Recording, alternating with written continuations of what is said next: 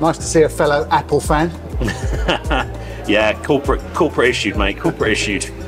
So you just home office today in Starbucks? No, stopping on the way back from a customer, catching up on some emails, that sort of thing. Do you mind me asking what business you're in? Yeah, I'm in software, specifically data and analytics. Okay. And how's business? It's going all right, doing well. Yeah, more customers, companies growing, customers seem happy and successful. So it's all going well. Great. Sorry to disturb you. No. And you? What do you do? Well, I help leaders grow their churches by reaching people who don't normally go to church. So I'm a director of a network. Oh, interesting. And how's business with you?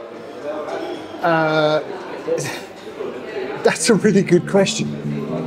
How's business with us? That question really got under my skin. How is business in our network, really? I mean, is it working? Are we growing our churches by reaching unchurched people? I just had to find out. I didn't have the answers, but I knew someone who might. On my way, I made my first call. Call Rich Vernon. Calling Richard Vernon. Mobile.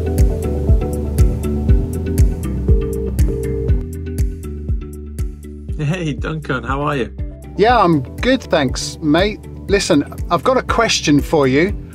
You know we're in the business of creating churches that unchurched people love. Well, I'm just wondering, how's business in Southport? How's business? Yeah, it's going well, I think. Busy, which is good. Kicked off a new sermon series on Sunday, so that got off to a really good start. But I think I was telling you about our Easter event that we were holding on Easter Saturday, a big community event that we look to do, where you got inflatables and the bouncy castles and all that kind of thing. So we must have had about 1,000 people turn up for that from the community, which was so good. But best news, though, best story from that, we had a young mom turn up with her young kids and loved it that much. Asked if she could come on the Sunday to our Easter Sunday service. So she comes along. The place was absolutely rammed because we were baptising another 6 people as well. And at the end of the message, gave an appeal, and she gave her heart to Jesus along with someone else, which I think is about 15 people now so far this year that have already made a decision to invite Jesus in. So that is so good. Wow, Rich, that's amazing. Anything else? Yeah, we've got a new Alpha course starting as well now this week. So just finished another one 2 weeks ago, got a new one starting. Already got a dozen people signed up for that. So really excited about what's taking place. Well, that is exciting. Thanks, mate. This has been really helpful. Yeah, listen, thanks, Duncan, for all the help and support that you give to us. So appreciated. See you, buddy. See you soon, bud. Bye now. He's such a nice guy. I arrived in London to meet Sarah Brady. She'd flown in that day from Dublin and was in town for a conference. I wanted to ask her how business was in one of our network churches in Ireland. How's business in Ireland? Well, I go to Lighthouse in Navan, and we just moved location quite recently, moved venue actually, and we're now in a big school. And it's been amazing. We've only been there about 4 or 5 weeks, and we already are seeing at least 30 extra people coming every week. So it's amazing. Just because we've made our space bigger, more people can come. So that's great. And our Lighthouse Dublin that's an extra location that's been going for about 5 years. And then we just planted another church in Dundalk, which is on the border with Northern Ireland. That started about a month ago as well. So we can really see a lot of momentum, lots of things happening in Ireland. Sarah piqued my interest in Ireland all over again. So I put a quick FaceTime call into her boss to get his take. I'm told he's a mediocre golfer, but a brilliant church leader. So I asked him, how's business in Ireland? Well, the sun is shining, so that's a good place to start in Ireland. We have that one day a year happening right now, so we're enjoying it. So business on a weather front is pretty good, but also business on a church front is pretty good too. We obviously, the Republic of Ireland, a nation that has less than 1% of its population as professing evangelical Pentecostal Christians, which means most of the time we're facing into the wind when it comes to all things church. But we find ourselves at the moment in a very good spot as we just launched a brand new church location last weekend, which is pretty cool. Right on the border of Ireland and Northern Ireland. Our story started about 15 years ago or so. We planted a church and then planted another church about 5 years ago in Dublin. And this is church plant number 3. And it was so cool for us to be able to start a church and from day one, the very first service, be able to say to the people gathered, hey, if you're here and you're a Christ follower, well, here's some things for you. But if you're here and you're not a Christ follower, we want you to know that we've come to this area and we're doing this for people like you. And it was really cool to see the contrast of the room, because we had obviously a lot of people who had never been to church, were very skeptical, curious. In fact, there was one guy there, his wife convinced him to go. She's a Christ follower, he wasn't. And in the message that I did, I referenced a couple of movies.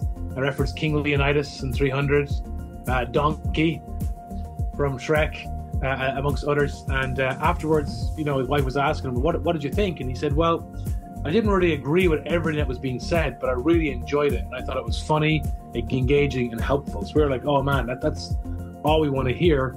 At the same time, right before service, we had this guy pop in. And at first he looked a bit lost. And I was kind of watching him look around the room. And he kind of disappeared off to the back. And then later on in service, I saw him again. At the end of service, I asked someone, I said, do you know who that is? And they said, well, would you believe he was a night porter in this venue 10 years ago? And one night he had an argument with a co-worker about faith, because he's trying to share his faith, and the co-workers have none of it. And he said, well, look, as proof that what I believe in is real and true and that God sees me, one day there'll be a church in this building. And 10 years later, we launched a church, not even knowing this, not even knowing the guy. I still don't know the guy. I just heard the story. I thought, wow, God is so faithful. He answers prayers that we've even forgotten about. So we have our challenges. We're portable in all 3 locations, but in our Dublin location, we're maxed out. I had a team do a count last week. How many free seats do we have? 5, which is, crazy. Our Navan location is moved into a brand new national school, primary school, which gives us loads of room. And then we launched a new church. So I would say, from our perspective, despite all the challenges and difficulties, business is good because God is good and He's faithful to answer our prayers.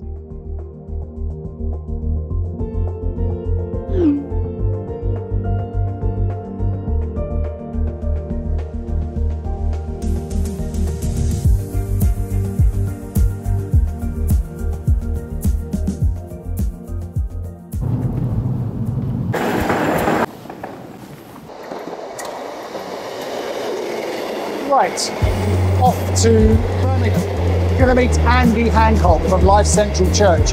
He's got some answers for me, and he's got some delicious yum-yums. I can't wait.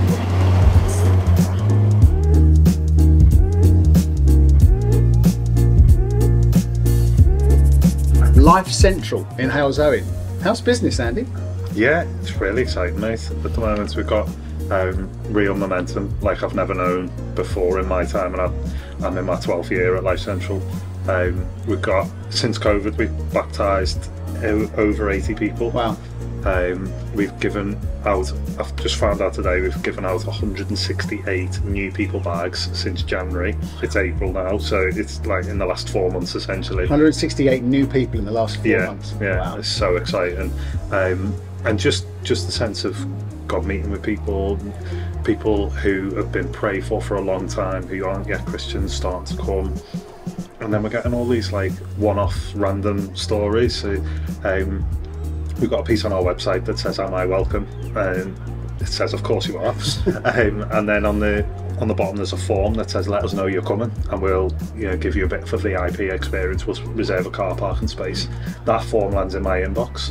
So we get this form off a girl, reply, start this conversation. Turns out she lives in our local area in Hales Owen, but she works all over the world. When she came on a Sunday, we sat down, chatted, found out she was in Germany in a hotel room, felt the urge to read a Bible, got the Bible up on her phone and thought, if I do this on my own, I'm going to make a mess of it. And so she Googles churches in Hales Owen, finds our website, watches our live stream, goes to our website, does the form, and then lands in our auditorium. And then we've kind of kept in touch and emails and stuff. She's been in person a few times. She's watched online when she's been working abroad, and I'm meeting her in a couple of weeks to talk about baptism. Wow. Because she's made the decision to follow Jesus. So exciting. And for me, in my role as exec pastor, it's so exciting because it's like I manage the project of putting the website together.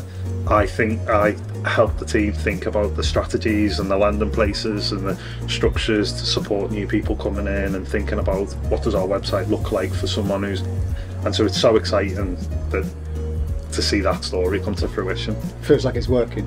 Yeah, How it really exciting. does. Hey, thanks, Andy. It's a pleasure, mate. Thanks for the coffee. It's all right. I'm beginning to feel like this business isn't easy, but it's good, you know. It's working. Church is becoming the place unchurched people actually like, and dare I say, even love. I'm heading home now for the final piece of the puzzle, but I put in a quick call to my buddy Cliff Atfield in Atlanta, who's on the staff at North Point. Hey, Cliff. Yeah, listen, I'm really sorry about reversing the charges, so I'll keep this brief so North Point don't get a big bill. But I'm beginning to figure out what business is like in the UK and in Ireland in terms of creating these irresistible churches. But I've got a question for you, mate. How's business in North America? Yeah, it's probably, in one sense, some of the more confusing times that we've seen. And in some sense, it actually maybe brings more opportunity than it ever has. Honestly, it feels like we're not really the United States of much of anything at this point. And so opinions differ, things are more fragmented, people are on the polar sides of everything. But what that has done is it's made our churches far more visible to the public than maybe they ever have, because it's more obvious when you're sitting in the middle and you're not trying to be on the sides. And so the opportunity may not have been better than it is today. And so like a church in Tennessee that was up 50% over their last Easter, another church in Texas that just started and held Good Friday services on their new property and saw more people on their property than they've seen in weeks combined at their physical location, which was just so exciting and new for them.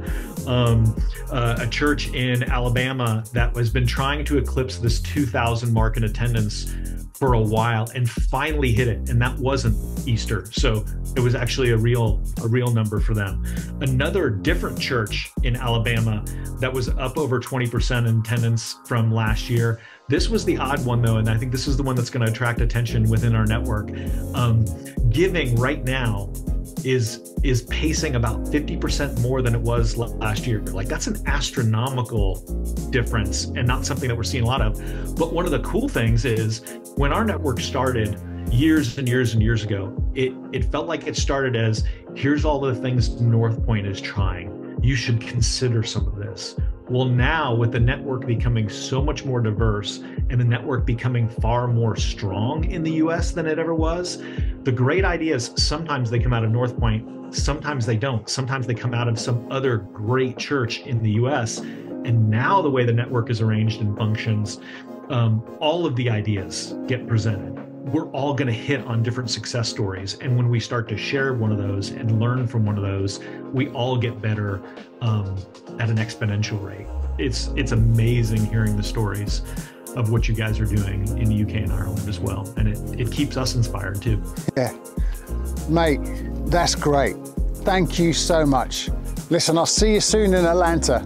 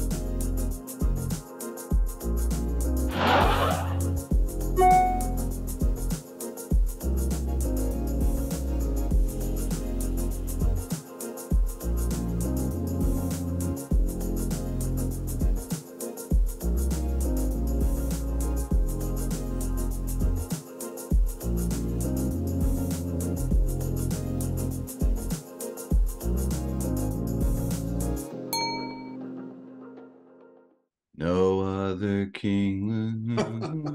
Listen, boys, hang on. I'm on a crusade. I want to know how's business. I want to know what's going on and is it working? What about in Mexico, Charlie? How's business? Well, Dunk, like we started with 8 churches just before COVID, and we have around 35 now. So there was this. I can think of this particular church. They started with us 4 months ago, and they had 4 kids in their children's area. And they started using Orange, and they got trained, and the families that started coming got so excited that they decided to remodel the whole place. And they have gone from 4 kids to 25 kids in a little over 3 months. So it's incredible.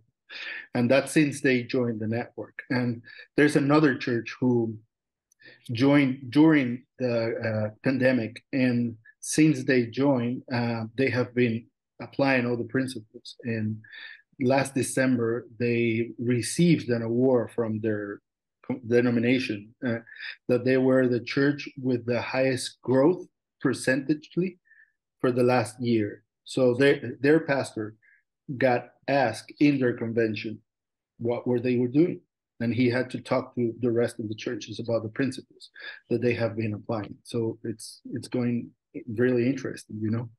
I'm so glad I asked the question. What about down under? What about Australia? How's business all the way on the other side of the world? Well, Dunk, I don't know about you guys, but we had this little thing called COVID-19 that happened in 2020.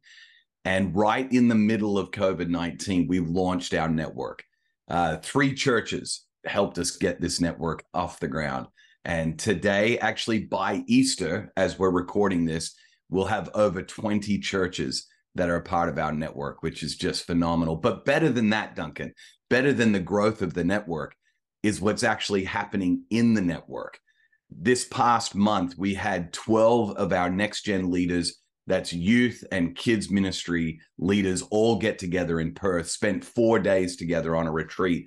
And the things that have come out of that retreat are incredible. One particular church is revamping their entire youth ministry to reach more and more teenagers in their community. And that particular church, since they joined the network 18 months ago, has actually grown by 30% across the board. Kids, children, and adults, all of them growing across the board by more than 30%. And they're seeing more people involved in Alpha than they've ever seen, more people getting baptized than they've ever seen, so much so that they've actually been able to bring somebody on a day a week just to run their Alpha ministry. No longer a volunteer leading it, but a paid position just for Alpha. So God's doing amazing things, Duncan, not just in our network, but in the network, in the churches in the network as well, which we're super excited about. Wow. Business is happening all around the world. Thanks, guys. That's so exciting. I mean, honestly, this has been an amazing journey for me. And it all started from a chance encounter with a data analyst in Starbucks this morning. Incredible. I loved all the conversations I got to have. I loved my conversation with Rich from Southport. What was it that he said? New people, new visitors every single week, and 15 people have become Christians in the past few months. 15, it's incredible. And then the conversation I had with Sarah. I met her in London. She'd flown over from Dublin. And she was so bright and so full of enthusiasm because her church was growing. I mean, they're running out of space because they're growing so fast. And as her boss says, all this in a country where 99% of the population wouldn't call themselves evangelical. 99%. And then, of course, Andy Hancock's Yum Yums. I mean, yes, they were an absolute delight. But nothing as delightful as listening to his stories about 80 baptisms since COVID. And what did he say? 168 new people in the past 4 months? I mean, it really does seem like it's working. This dream is actually happening. I mean, listen, I think this is a dream worth chasing, and worth chasing harder than ever. I think it's worth investing whatever we can into it. I really do. I mean, over the past 4 years, we've grown from 5 churches to 20 churches. I mean, could we get to 50 churches in the next 4 years? Seriously, if you'd have asked me that this morning, I don't think I would have said yes. But now, after all these conversations, honestly, I think we could. Genuinely, I think we could. Can I make you one of these?